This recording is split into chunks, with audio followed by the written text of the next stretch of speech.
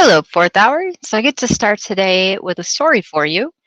So today's story, to be honest, I don't recall if this item is still displayed in the room.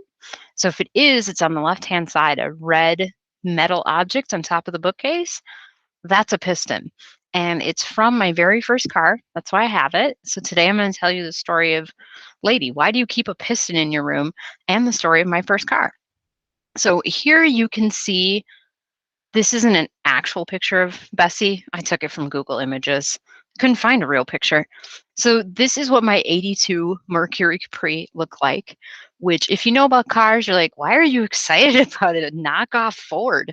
Because that's basically what the Mercury Capri was. It was a cheaper version of the Mustang.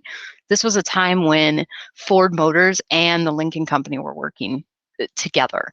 So they came up with this car together. So one of the perks of this car is you could put a Mustang engine in it. So I'll get to that. I got this car by babysitting. So my parents, when they first had me start babysitting my siblings around 9 or 10, they offered to pay me, like a sitter. I know these people well, though. I knew it would be like they pay me a couple times and then go, this is just one of your chores. You're the oldest. So instead, I told them, I'll babysit anytime.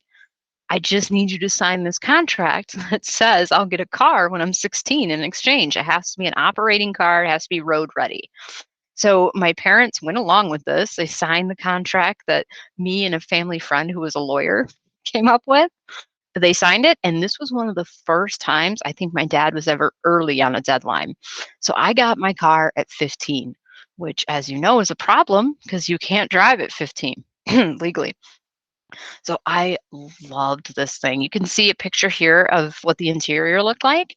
The only difference was mine was an automatic, but it had these red pleather seats that I found out if you would take Armor All to the back seats, if you swung a corner real tight, people would like go like that. So that was a fun thing to do with my brothers. I just loved having my own car. I really enjoyed driving, and it was just the freedom of it. Like most cars, Bessie needed some work. So one day I'm driving with my brother to school, and this was back before we had cell phones. So I just make it to the crest of this hill right outside of our town, about a mile from our farm, and the car starts shaking. Like it's clear it's going to die. I managed to wrangle it into our school district's bus garage parking lot, and then Derek and I had to walk to a phone. About halfway to the phone, Derek's like, I'm just going to go to school. I can't be late. I can't be late. He gets nervous about time. So off he went. I was on my own. Called my dad. My dad is a mechanic, so he kind of chuckled and said, yeah, sounds like your engine died. I'm like, you think? Eventually, we got Bessie towed home. He had one of his buddies come out and get us. Well, get me. Derek was long gone. Now, if you have a mechanic family member, you know this. The family's cars get fixed last. And if my dad was a dentist, I wouldn't have teeth.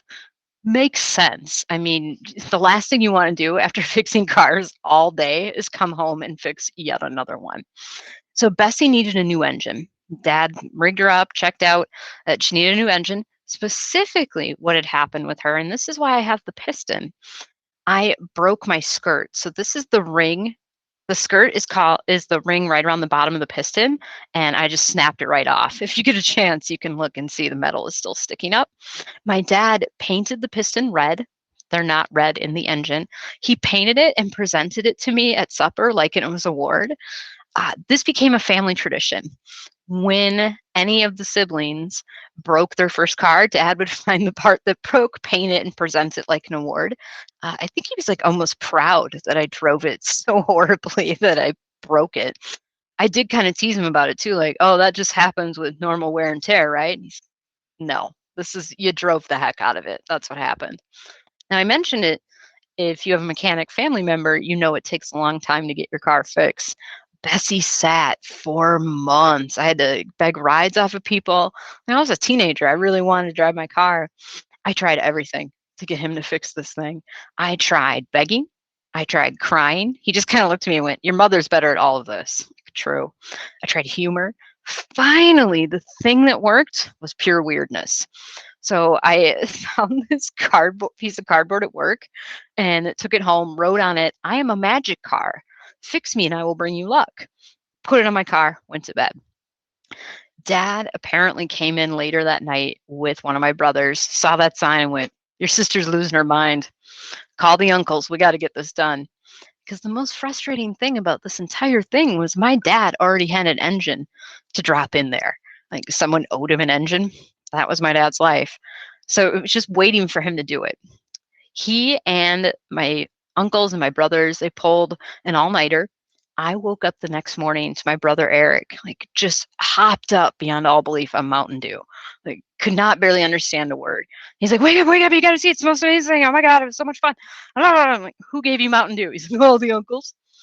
I get outside and dad is standing next to Bessie. And so our the uncles who stayed, some of them just took off. And dad goes, turn the key. And the beautiful sound of an engine roaring. Oh, so happy. He goes, now look, I put a better engine in this than it had previously. So 2 rules. Rule 1, if I want to borrow this car, no questions asked. I don't have to put gas in it. You will just toss me the keys and say, have a beautiful ride, father. I'm like, perfect. What's rule 2? He goes, don't tell your mother how fast this car is now. You know what she's like. She'll want to drive it and she's a speed demon. I'm like, good call.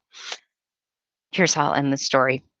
So for a solid year, I remembered to not have my mom drive my car, not tell her, not try not to drive around her.